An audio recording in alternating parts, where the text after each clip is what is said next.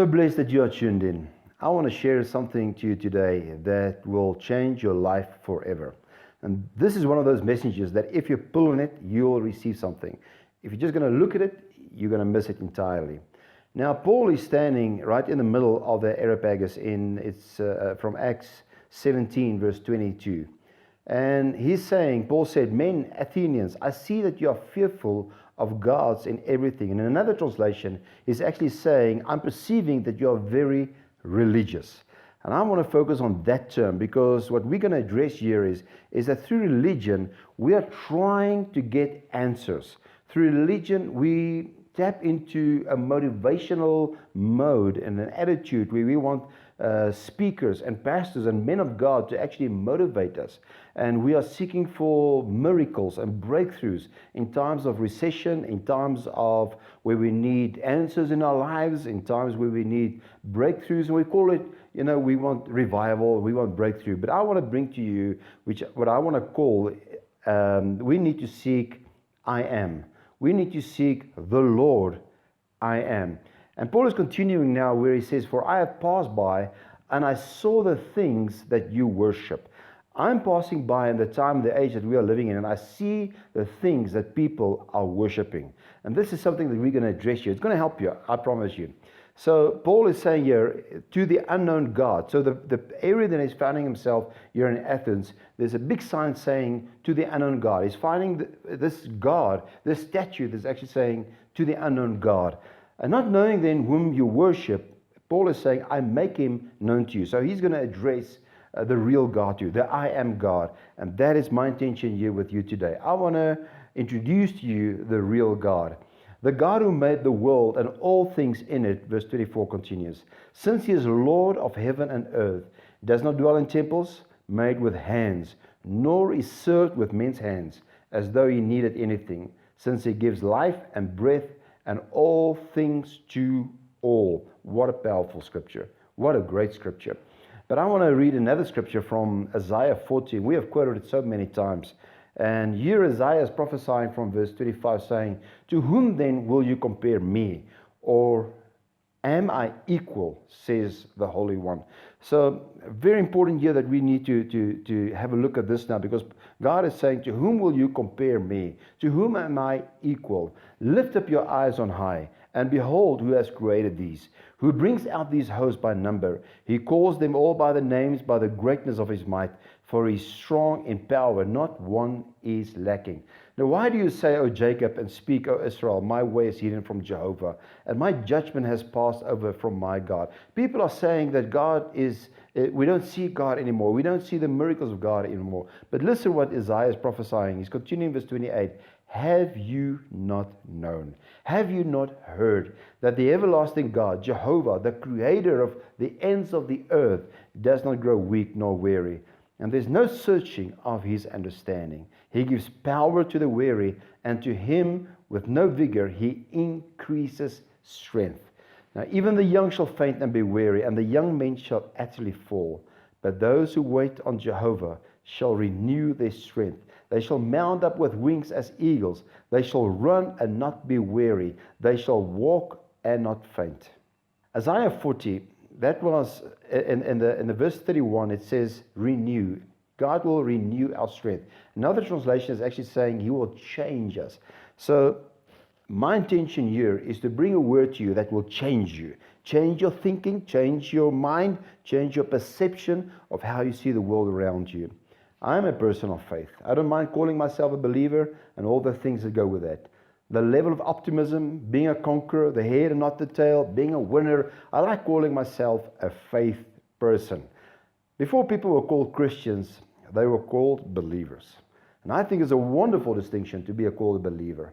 It puts us in contrast, distinction with rationalists, emotionalists, and those of reason. And I want to focus on this word, reason. It doesn't mean that we are not emotional or rational. It simply means that the foundational motivating factor in my life is faith. And because I'm a person of faith means that I'm comfortable with living where there is no proof. So if we are living in a world where people are seeking for answers, they want proof of a God. People in recession, people in need, people, everywhere, then they want proof of God. So let me give you my definition of who is God. God is the only unrestricted being in the entire universe. God is the creator of everything. He is without beginning or ending. He is omnipotent, omnipresent, omniscient, and invisible. Now, let me just put the word back into that statement again. We found it in Hebrews 11, verse 1, where it says that now faith is the assurance, the confirmation, the title deed of the things we hope for, being the proof of the things we do not see, and the conviction of the reality, the faith perceiving as real fact what is not revealed to the senses. So that what has not been revealed to the senses, we've got to have a real faith. A faith in what? Now, let me continue in helping you out in this.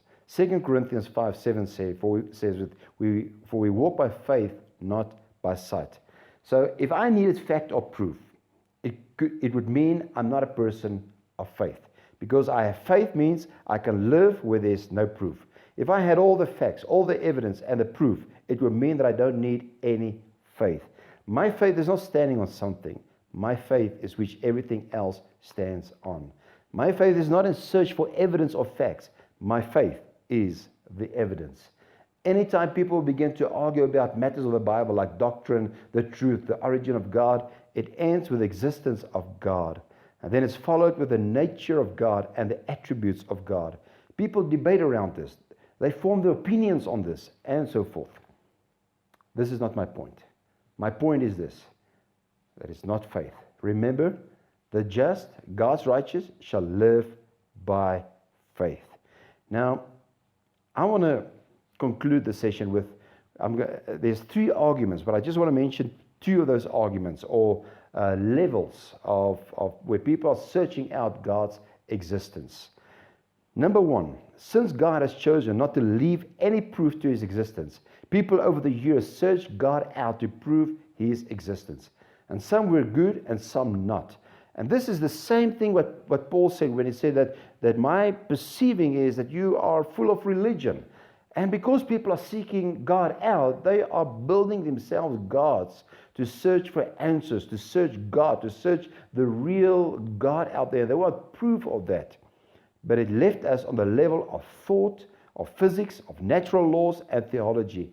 In other words, reasoning. And this was the thing, reasoning. It was also the problem with Adam and Eve right from the start.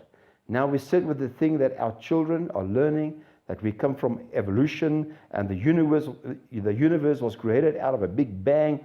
Yes, at some point something had to set everything out into motion. And it leaves us with natural law and physics, and it's good because something had to start the ball to roll. But it's not faith, it's law. For the time is coming when people will not tolerate, endure, sound, and wholesome instruction. Remember, I said that Paul said to Timothy, and that is from 2 Timothy 4, verse 3. Now, this is what Paul is saying to Timothy, his son. He said, people will not endure sound instruction, but having ears itching for something pleasing and gratifying, they will gather to themselves one teacher after another, or one motivational speaker after another, or one miracle doer after another, to a considerable number, chosen to satisfy their own liking and to foster the errors they hold. And then he continues in verse 4, I will turn aside from hearing the truth. They will turn aside from hearing the truth and wander off into myths and man-made fictions. That's very, very important to hear. Argument or level number 2. We have the concept of creation. We have thought of man and the laws that we are able to conceive of, the philosophies and all the arguments that reside with the mind. So we have natural revelation, which we will call creation then.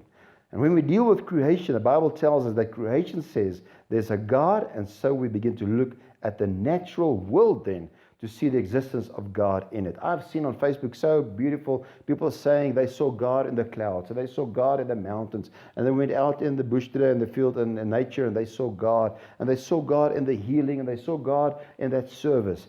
But what can I know about God based on what He has created? That's the question we're asking.